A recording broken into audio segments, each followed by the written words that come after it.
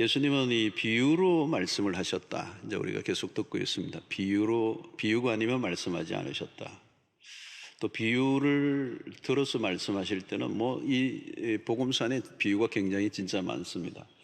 근데 비유로 하실 때는 항상 생활, 일상의 것들을 가지고 와서 비유를 하셨습니다. 그러니까 누구든지 그 비유를 듣는 사람은 아, 그래, 그 얘기야. 이제 들을 수 있는 아주 쉬운 얘기를 하신 거죠. 자, 오늘 본문도 유대인들의 일상 가운데 가져온 등불 비유입니다. 오늘같이 이렇게 전기가 있는 시대가 아니었기 때문에 등불이 필요하죠. 등불. 저도 어릴 때 가만 기억하니까 램프를 켰던 것 같아요. 호롱불. 이렇게 유대인들이 그런 호롱불을 이제 썼는데 거기에서 예수님이 이야기를 가져와서 오늘 비유를 풀어내십니다. 21절 한번 볼까요? 또 그들에게 이르시되 사람이 등불을 가져오는 것은 말 아래나 평상 아래에 두려 함이 아니냐, 등경 위에 두려 함이 아니냐 그랬습니다. 여기에 이 말씀 뭘까요?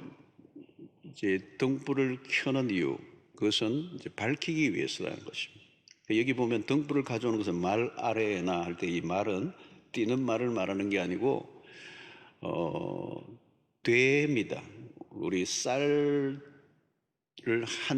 한 대, 두 대 뜰 때, 그죠? 잴 때 그 수량하는 그 대박을 이 말이라고 그럽니다. 이렇게 이런 그릇인데 그것을 이렇게 등불을 덮는 이런 덮으려고 하기 위해서 만든 게 아니다. 이 얘기를 하는 겁니다.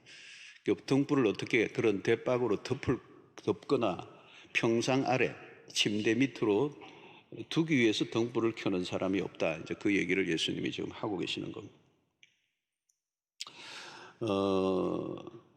이 등경은 뭡니까? 등경은 이 등불을 놓는 것입니다. 어디에 주로 놓는가 하면 방에서도 가장 센터에 중앙 부분에 약간 높은 위치에 이제 등경이 있고 그 등경 위에 이 등불을 이제 올려놓으면 이제 방 전체를 고르게 이제 비추어 주는 역할을 하는 것입니다. 그게 이제 등불을 피운 목적이다. 예수님이 이렇게 얘기합니다. 그래서 등불을 켜는 목적은 드러내기 위해서다. 빛을 드러내기 위해서다. 감추기 위해서 존재하지 않는다는 얘기를 지금 하고 있습니다. 예수님의 메시지는 매우 분명하고 명확합니다. 하나님의 나라가 이제 그 비밀로 감춰져 있기 위해서 만들지 않았고 드러내기 위해서 하나님의 나라의 비밀이 있다. 그리고 그 하나님의 나라의 비밀은 이제 더 이상 감춰지지 않고 드러나고 있다고 얘기를 합니다. 자, 22절을 여러분 다시 보면 드러내려 하지 않고는 숨긴 것이 없고 나타내려 하지 않고는 감추인 것이 없느니라. 무슨 뜻입니까? 이 말씀은 하나님의 나라의 비밀이 더 이상 숨겨져 있지 않다는 얘기를 하는 겁니다. 자, 이것을 앞부분에 우리가 살펴보았던 11절과 12절에 잘 설명을 해주고 있어요. 이렇게 얘기합니다. 이르시되 하나님 나라의 비밀을 너희에게는 주었으나 외인에게는 모든 것을 비유로 하나니 이는 그들로 보기는 보아도 알지 못하며 듣기는 들어도 깨닫지 못하게 하여 돌이켜 죄 사함을 얻지 못하게 하려 함이라 하시고 그랬습니다. 자, 그리스도가 오심으로 하나님의 나라의 비밀은 누구나 알 수 있게 되었습니다.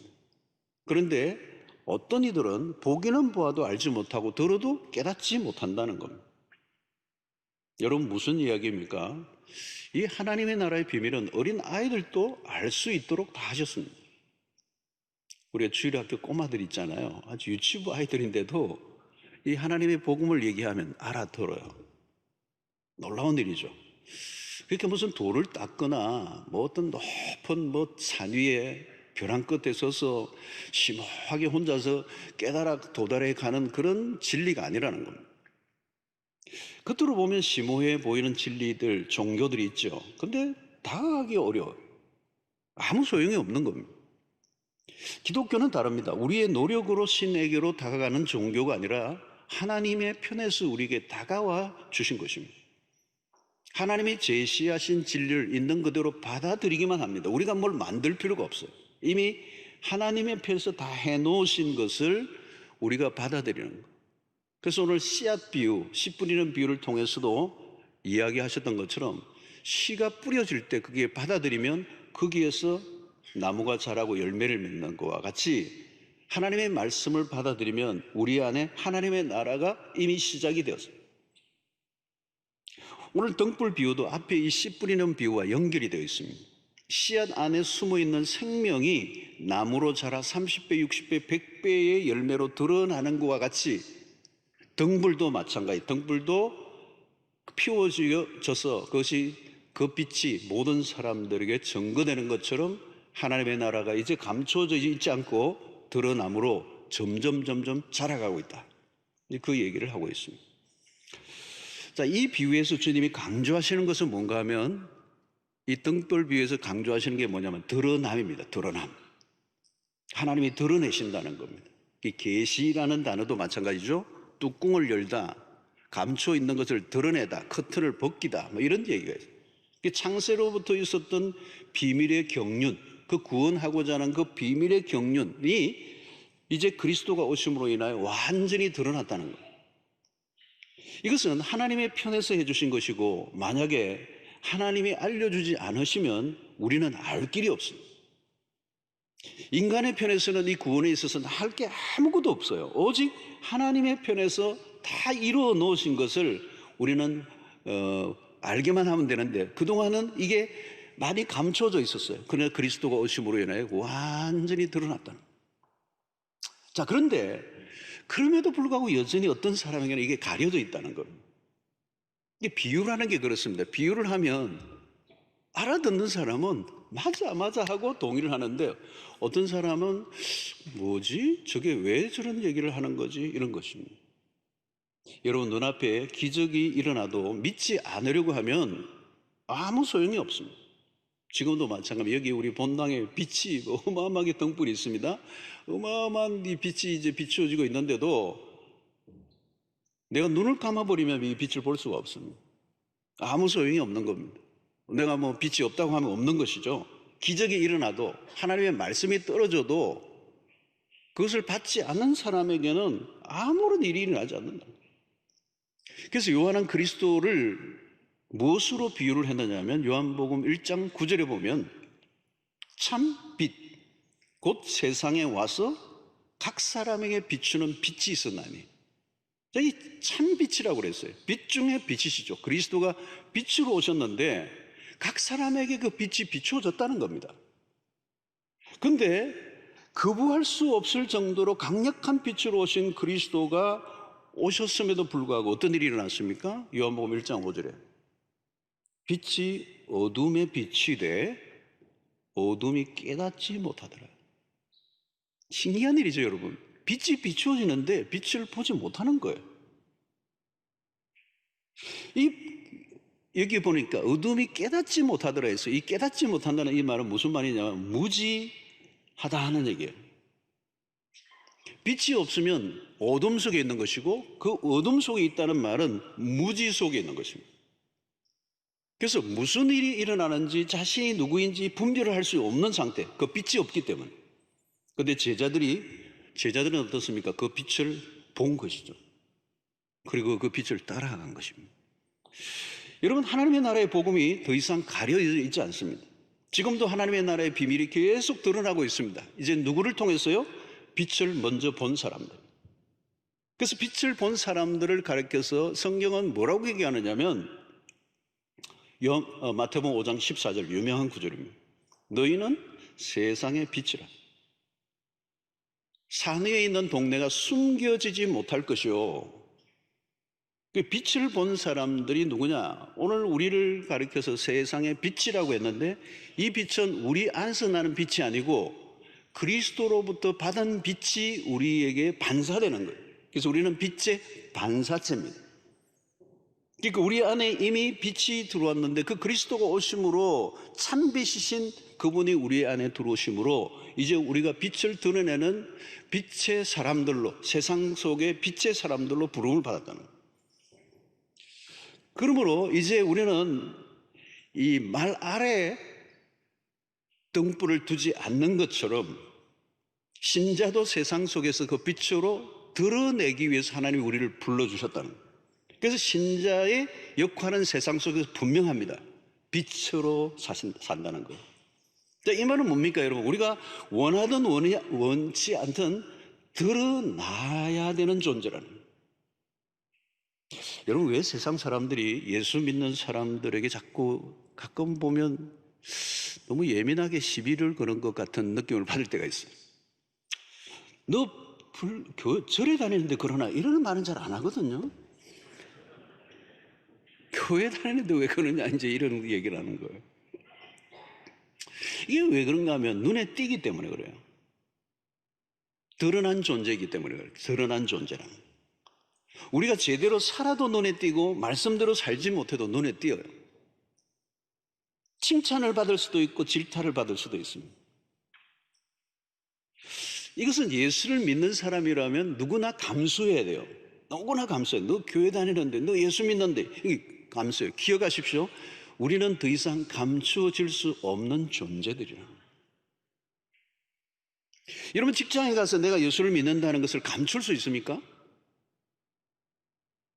진짜 예수를 믿는 사람이라면 감출 수가 없습니다. 감추려고 해도 표가 나게 돼 있습니다. 여러분, 신자들의 말투, 행동, 뭐 어떤 형태로든 스며 나와요. 여러분, 말도 여러분 우리 예수 믿는 사람들만 쓰는 용어들이 좀 있습니다. 우리는 여러분 일요일을 안 하고요, 주일이라고 했어요. 그 입에 이거 있는 거예요. 세상 사람들은 주일을 안 합니다. 주의 일, 그죠? 은혜라는 단어도 많이 안 써요, 세상 사람들은. 감사하다, 이것도 많이 안 씁니다. 우리가 쓰는 것 많이. 참 복되게 생겼다, 이 복이라는 단어도 우리가 쓰는 겁니다. 그 어떻게 됐든 뭐 음식을 먹든 커피를 마시든 나도 모르게 눈 감는데 이게 들키게 돼 있습니다. 나는 감춘다고 애를 썼고 아무도 모를 것이라고 생각했는데 아니에요. 이미 다 알고 있는 거예요. 여러분, 감추어지지 않는다는 겁니다. 오늘 이 비유에서 굉장히 우리가 붙들어야 될 것은, 우리 그리스도는 빛으로 산다, 세상의 빛이라는 말은 이제는 더 이상 우리는 감출 수가 없는 존재예요. 길은 있어요. 감추는 길은 하나 있어요. 예수를 안 믿으면 감출 수 있어요. 그거는 뭐 안 믿으면 뭐 원인이 없으니까 감출 것도 없고 뭐 드러날 위험도 없는 거잖아요. 그러나 예수를 믿으면서 믿는 것을 감추는 것은 불가능하다. 이게 둘 중에 하나예요. 예수를 아예 안 믿든지 믿는다면 믿는 것이 드러날 수밖에 없는 존재예요. 간혹 예수 믿는 것이 드러나는 것을 거북스러워하는 사람들이 있습니다. 드러내기에 자신이 없기 때문이죠. 드러나면 부끄러워질 수도 있고 손해볼 수도 있고. 그리고 간혹 그렇게 생각하는 사람들이 있죠. 신앙이란 그냥 교회에서 그냥 열심히 하는 거고 직장 가면 세상에서는 또 그렇게 살아야지 뭐. 그 선을 꺼버리는 거죠. 신앙과 삶의 선을 꺼버리는, 이중구조적 삶을 사는 거. 물론 드러남으로 인해 일어나는 부작용들이 있습니다. 신자들이 세상에 종종 욕을 먹는 일들이 일어나죠. 왜 그렇습니까? 눈에 띄는 존재라는 것을 놓치고 살았기 때문에 그래요. 나는 빛이 아니라고 생각하고 조용히 숨고 살았는데 세상의 사람들이 이미 알고 있는 거예요. 너 빛인데 왜 그래? 여러분, 신자라는 것을 드러내는 일에는 부담이 있습니다. 불이익을 당할 수도 있고 억울한 일을 당할 수도 있고 신분 노출에 어려움이 있을 수가 있어요. 그래서 어떤 사람은 그냥 조용히 지내자. 그래서 드러남에 대한 두려움이 있어요. 그래서 움츠려들죠. 그때 무슨 일이 납니까? 사람들이 세상으로 나가는 것을 거부하고 교회로만 모여드는 거예요. 빛이 세상을 비추지 않고 빛들이 함께 모여 우리끼리 빛 덩어리로 모여 있는 거예요. 그런 결과 무엇으로 나타납니까? 모이는 교회는 대단해 보이는데 흩어지는 선교적 교회는 희미해져 버리는 거예요. 모이는 것을 강조하는 만큼 흩어지는 것이 강조돼야 되는데 흩어져 빛으로 살아가는 것에 대한 두려움이 있으니까 모여만 있는 거예요. 여러분, 이런 대형 교회가 세워지는 일에는 하나님의 특별한 은혜도 있지만 또 다른 요소가 있습니다. 큰 교회는 숨기에 최적의 환경입니다. 아무도 나를 간섭해 하지 않아서 좋은 거예요. 작은 교회는요, 숨기가 힘들어요. 숨기가 힘들어요. 한 줄만 빠져도 교회에서 전화가 바리바리 오고 신방대원들이 몰려오고 불편해요. 불편해. 그게 싫어서 큰 교회 다니는 분들이 있어요. 제발 간섭하지 말아주세요. 나를 아는 체 하지 말아주세요. 신방도 말아주세요. 저에 대해서 아는 체 하지 말아주세요. 알아서 다닐 테니, 헌금은 낼 테니, 주일은 꼬박꼬박 올 테니. 그래서 교회 안에서도 은둔형이고 세상 속에서는 비밀 요원처럼 살아. 여러분, 오늘 비유의 핵심입니다. 감출 수가 있는가? 왜 감출 수가 없는가? 우리 안에 복음이 들어오면 그 복음의 성격이 더 이상 감출 수 없게 만들어요. 복음은 강력한 생명력을 갖고 있는 거거든요. 여러분, 씨 뿌리는 비유에서도 알았잖아요. 씨가 제대로 심기면 그게 뭐 씨앗이 그냥 그 안에서 뭐 뒹굴다 끝나는 게 아니에요. 그냥 터져 나오는 거예요, 생명력으로. 복음은 미미하게 작동을 하지 않죠. 우리의 삶의 상당한 부분을 바꾸어 놓는 것입니다. 그래서 여러분, 예수를 만나고 신앙을 가지게 되면 우리의 인생에 어떤 뭐 사람마다 좀 차이는 있겠지만 어찌됐든 변화가 일어나는 거예요. 여러분, 복음의 비밀은 작은 비밀이 아닙니다. 그런 특별한 경험을 하고 나면, 여러분, 어떤 특별한 경험을 하고 나면 우리는 말하고 싶어지잖아요. 노래를 잘하는 사람은 반드시 노래 잘하는 게 나오게 돼 있습니다. 노래를 부릅니다. 좋은 학교를 졸업한 분은 반드시 그 얘기가 나옵니다. 좋은 맛집을 발견한 사람은 반드시 블로그에 올립니다. 손자를 둔 할머니, 할아버지 반드시 이야기합니다. 막 꺼내가지고 막 보여줍니다. 500원 내더라도 막 보여줘야 돼요. 여러분, 무엇인가 특별한 경험일수록 입이 근질근질해지죠. 하늘의 비밀을 발견한 사람에게 자연스럽게 찾아오는 정상. 나누고 싶은 겁니다. 입이 근질근질해지는 거예요. 여러분, 좋은 친구 한 사람 사귀고 만나도요, 자랑하고 싶지 않아요. 나 좋은 친구 생겼어. 여러분, 예수는 우리의 인생을 송두리째 바꿔놓았습니다. 모든 게 달라지잖아요. 그래서 어떤 사람은 왜 풀타임 사역자가 됩니까? 복음의 비밀을 알리려고 하다 보니까 시간적 한계를 느끼는 거예요. 이것저것 하다가 다 못하겠어. 그냥 이것만 하고 싶어지는 거예요. 여러분, 세상 사람들은 기독교가 너무 호전적이라고 비난을 합니다. 좀 호전적이야, 기독교인들. 예수쟁이들 너무 시끄러워. 좀 조용히 자기들만 믿으면 되지 왜 강요를 해? 여러분, 이게 좀 그런 면이 있죠. 우리 기독교, 우리끼리니까 하는 말이지만 우리가 좀 이 선교 역사를 보아도 좀 공격적인 면이 많았어요. 기독교가. 그 은연중에 기독교 안에 이 우월주의가 있고요. 그리고 승리주의가 있어요. 근데 여기는 이해되는 부분도 없지 않아 있습니다. 왜냐하면 복음으로 인한 엄청난 충격이 일어나면 그냥 막 앞뒤 상황을 보지 않고 막 들이밀 때가 있는 거죠. 내가 이 구원을 얻고 나니까, 이 복음을 알고 나니까, 이 비밀을 깨닫고 나니까 그냥 있을 수 없고, 이걸 알지 못하는 사람을 보면 너무 안타까워 보이고 이러니까 들이미는 거예요. 들이미는 막 그냥 이게 뭐 앞뒤 좌우 없이 그냥 밀고 들어가니까 사람들이 당황하는 거예요. 그래서 유명한 그 리차드 마우라고는 그 교수가 하는 얘기, 무례한 기독교라는 이런 표현을 쓰는 거. 무례한 기독교가 좀 무례하다, 그리스도인들이. 이게 우리가 좀 조심해야 될 부분이 있습니다. 전도를 하더라도 좀 품위 있게, 좀 예의를 갖추고. 여러분, 요즘 특별히 기독교에 대한 거부와 냉소주의가 심해졌습니다. 무조건 메가폰을 들고 예수 천당을 외치거나 시도 때도 없이 아파트 벨을 막 누르면 혐오를 일으키거나 적대감을 더 크게 불러올 수 있습니다. 분명한 것은 복음의 비밀을 깨닫고 나면 나도 모르게 적극적으로 변하는 거예요. 너무 놀라운 것을 발견했을 때 충격이 오는 겁니다. 그래서 크게 소리를 지르고 싶어져요. 사실 막 사거리에 가서 그냥 메가폰 들고 막 외치고 싶은 마음이 막 솟아오르는 건 사실이에요. 여러분, 요즘 코로나로 인하여 그 백신 개발이 가장 큰 관심사입니다. 지금 뭐 나라들마다 아주 선진국에서 지금 막 게임을 하고 있으면 누가 먼저 하느냐. 이런 누가 백신을 개발하는데 핵심적인 것을 오늘 발견을 했다면 어떻게 해야 되죠? 가만히 있으면 안 됩니다. 입을 다물고 있으면 안 돼요.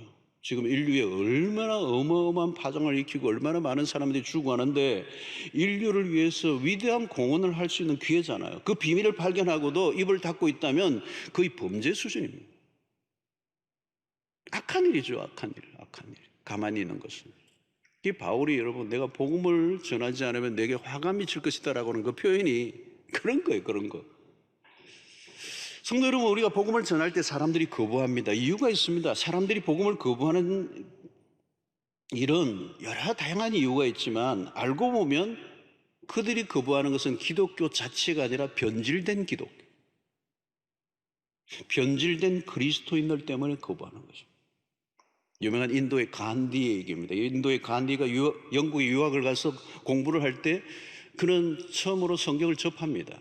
그리고 성경을 보다가 예수님의 산상수훈을 딱 대하면서 완전히 감동을 받았어요.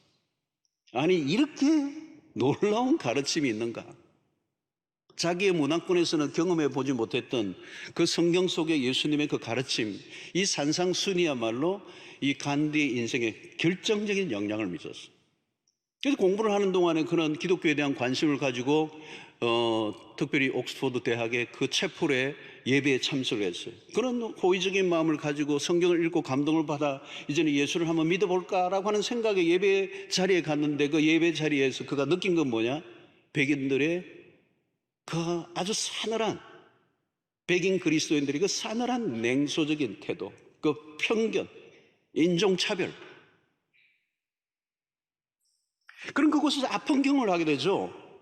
그리스도인들로부터 예배 시간에 앉아 있으면서 구석진 곳에 따돌려 눈치를 보며 예배를 드렸던 간디는 기독교에 대해서 등을 돌려버렸습니다. 그리스도인의 잘못된 행동이 그리스도에 대한 마음을 닫아버리게 한 것입니다. 빛을 드러내야 할 사람이 빛을 가리는 역할을 한 것이죠. 오늘날도 우리가 마찬가지 우리가 심각하게 고민해야 될 주제가 여기 있습니다. 사람들이 거부하는 것은 복음 자체가 아닙니다. 지금도 여전히 사람들은 복음을 찾고 있습니다. 사람들은 진리에 목말라 있습니다.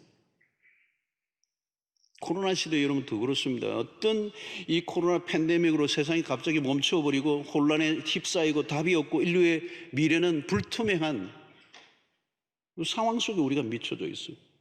지금 코로나 이후에 사실은 더 심각한 일들이 벌어질 것이라고는 전망을 하고 있고 코로나의 상황이 한 곱이 넘겨지면서 자살률도 치솟을 것이라고는 보고들이 지금 올라오고 있습니다.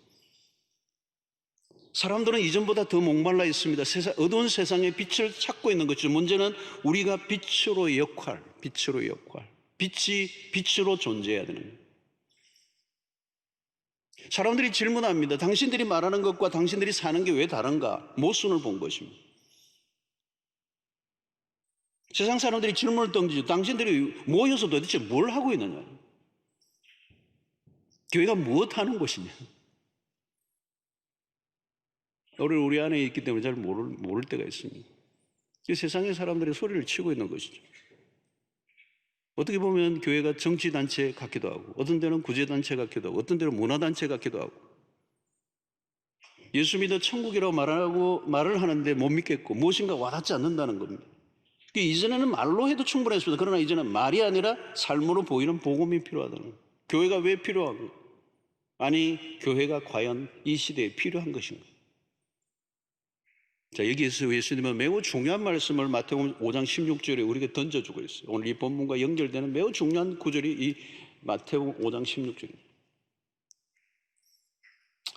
이같이 너희 빛이 사람 앞에 비치게 하여. 이 빛의 존재죠. 존재 자체는 가치는 사람 앞에 빛이어야 된다는 거예요. 그런데 그들로 너희 착한 행실을 보고 이 그들로는 세상의 사람들. 그들이 너희 착한 행실을 보고 하늘에 계신 너희 아버지께 영광을 돌리게 하라. 그 세상이 보는 빛이란 뭐냐? 그리스도인들의 착한 행실이 빛이라는 거예요. 말로는 안 된다는 거예요. 말만으로 끝나지 않고 실제 삶으로 내가 믿고 있는 게 진짜라는 걸 입증해 보여줘야 됩니다. 하나님이 나의 전부라고 찬양을 했다면 그것이 삶에서 입증되어져야 된다는 거예요. 예수가 나의 왕이라고 찬양했다면 그렇게 살아야 되는 거예요. 신앙이 교회 안에서만 통용되어서는 아무 의미가 없다는 거예요. 여러분, 신앙이 좋다고 교회 안에서는 인정을 받았는데 세상에서 전혀 아닌 사람들이 있다는 거죠.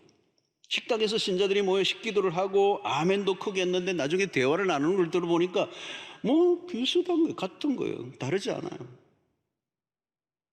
그러면 세상 사람들이 헷갈려 버린다. 의심이 든다는 거예요. 왜 당신들이 왜 믿는가? 여러분, 우리가 무엇을 믿습니까? 그동안 우리에게 채워진 것은 없고 그냥 소리만 컸던 것은 아닌가라고 하는 자성을 하게 되는 것이죠. 주로 구호들을 많이 외쳤던 거죠. 선동적이었습니다. 그러나 기독교의 실체가 무엇인지 드러내는 일에 우리는 실패를 한 것입니다. 그 실체란 다른 게 아니에요. 말하는 대로 사는 삶이 빛으로 드러나는. 여러분, 우리가 세상에서 빛으로 드러나지 않으면 어떻게 되는 것입니까? 세상은 어두움 가운데 있어야 합니다. 세상은 하나님의 비밀을 알 수가 없습니다. 세상에 필요한 것이 무엇입니까? 그것이 바로 빛입니다. 빛이란 무엇입니까? 가장 본질적인 것이죠.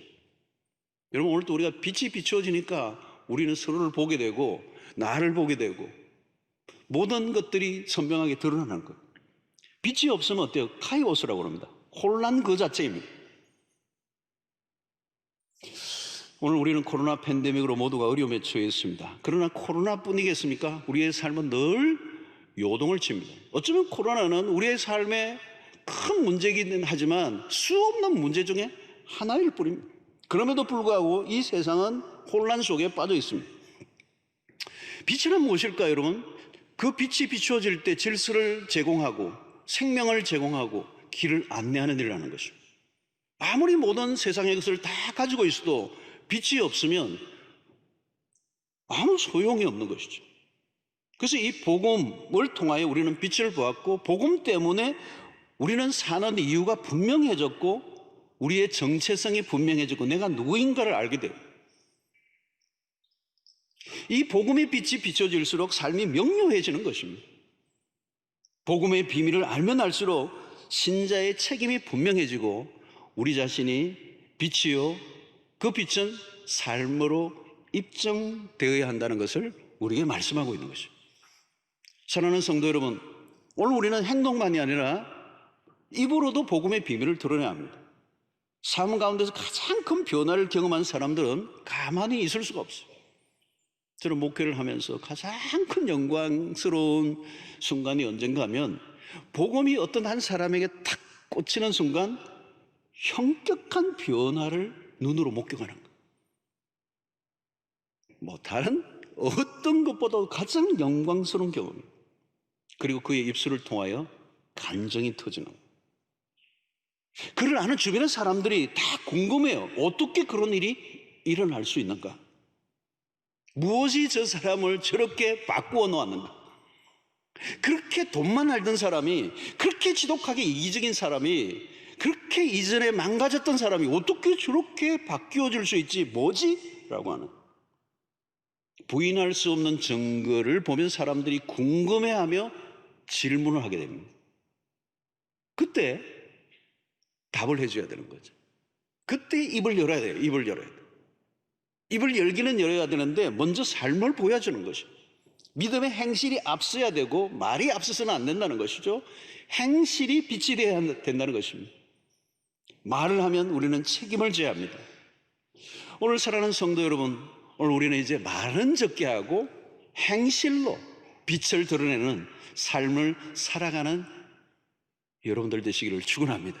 아마 그러면요 이 세상 안에 생명의 역사가 막 시작이 될 것입니다. 왜냐하면 우리가 빛으로 그 어둠 가운데 드러나기 시작할 때 이 세상은 활기를 가지게 되고 질서가 생기고 생명이 시작되는 역사가 일어나게 될 것입니다.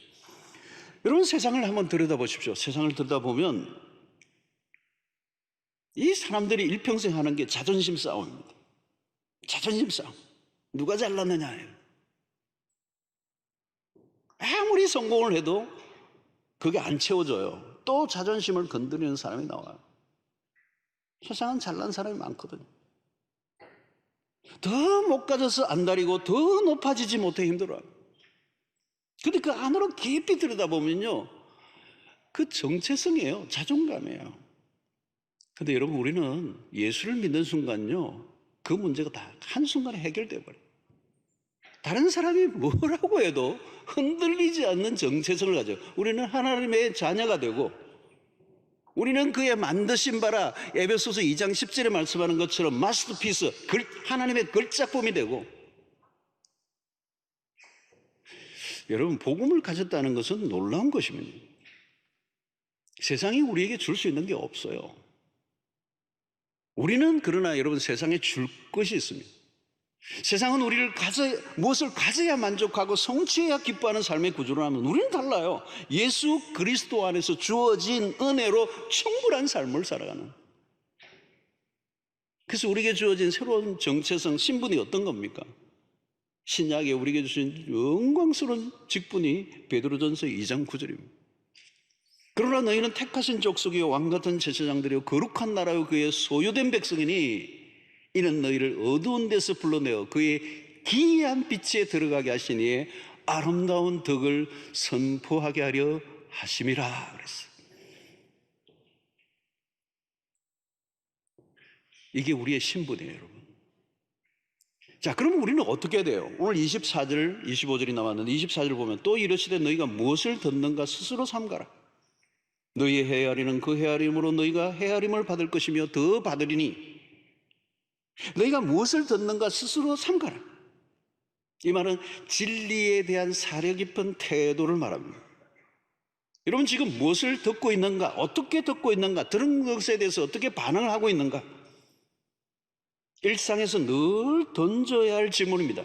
내 귀가 지금 열려 있는가? 귀가 열린 상태에서 진리를 대할 때 진지하게 듣고 있는가를 확인해야 된다. 여러분, 언제 가장 진지해집니까?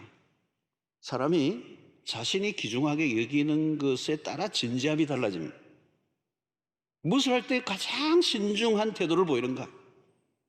아마 어떤 사람은 돈 이야기가 나오면 자다가도 뿔떡 일어나고 가장 진지해질 수가 있을 거예요. 조금이라도 어떤 계산을 할 때 손해보지 않기 위하여 촉각을 곤두세우고 계산서가 오고 갈 때는 아주 찬찬히 읽고 또 읽을 것입니다. 진리에 대해서 그런 태도를 가지고 있는 거예요. 여러분, 하나님의 말씀은 지금도 계속 돌려주고 있습니다. 그러나 영적으로 민감해야 된다는 거예요. 하나님은 지금도 계속 말씀하시고 있기 때문에 지금 뭐라고 본문에 얘기해? 스스로 삼가라는 거죠. 민감성을 가지고 집중하라는 것입니다. 아차하는 순간에 하나님의 진리가 그냥 소홀히 지나가 버린다는 거죠. 진리의 말씀을 들을 때 듣지 못하고 놓쳐버리면 어마어마한 손실이 올 수 있다는 거예요. 자, 그래서 오늘 25절에 이렇게 얘기합니다. 있는 자는 받을 것이요 없는 자는 그 있는 것까지도 빼앗기리라. 하나님의 비밀을 깨달은 자들은 더 풍성해지지만 어떤 사람은 그동안 들었던 말씀도 다 빼앗겨버린다는 거예요. 영적 세계의 빈익빈 부익부 현상입니다. 지금도 일어나고 있습니다. 두 부류예요. 있는 자는 점점 더 많아지고 어떤 사람은 있는 것까지 빼앗겨버리는 거예요. 갈수록 축소되고 어떤 사람은 갈수록 풍성해지는 양극단입니다. 영적 세계의 중간지대가 없어져 가고 있습니다. 애매한 신앙은 갈 곳이 없습니다. 풍성해지든지 바닥을 긁든지. 여러분, 교회도 마찬가지. 어떤 교회는 갈수록 풍성해지고 은혜가 흘러 넘치지만 어떤 교회는 갈수록 쪼그라들 수도 있어요. 이 마지막 시대에 두 갈래로 나누어지고 있는 것입니다. 여러분, 어디에서 갈라지는 것입니까? 말씀을 듣는 태도라는 것입니다. 말씀을 듣는 것은 중립적인 것으로 끝나지 않습니다. 둘로 갈라져요. 받아들이든지 거부하든지 둘 중에 하나라는 것입니다. 여러분들은 어떻습니까? 소극적인 태도를 가지고 있지는 않습니까? 영적 세계에서 적극적인 태도를 가지고 하나님의 말씀에 귀를 기울이면 성령께서 놀랍게 우리 가운데 역사하심으로 우리가 이전에 알지 못하던 깊은 세계를 깨닫게 하시고 깨달을수록 더 깊은 세계로 빠져드는 은혜를 허락해 주실 줄로 믿습니다. 여러분, 우리가 복음을 전할 때도 마찬가지예요. 여러분, 어떤 사람은 복음을 아예 거부하고 내팽겨 쳐버리지만 거기에 주눅들지 마시기 바랍니다. 계속 전달하다 보면 놀랍게도 복음을 기다리고 있는 사람들을 만납니다. 아주 정중하게 받아들이는 부류를 만나게 될 것입니다. 하나님의 나라는 이미 시작되었기 때문에 마지막 이 시간에 지금 구원의 역사가 빠르게 진행이 되고 있어요. 그래서 구원 얻기로 작정된 사람을 우리가 만나면 내가 말씀을 전하기 전에 이미 말씀을 받을 준비가 되어 있는 사람들을 만나게 될 겁니다. 그게 구원의 역사가 일어나는 거예요. 사랑하는 성도 여러분, 지금 우리는 어느 때보다도 종말을 살고 있습니다. 이미 세상은 그런 전조를 가지고 있어요. 세상의 끝지점을 향해 달려가고 있어요. 끝지점입니다.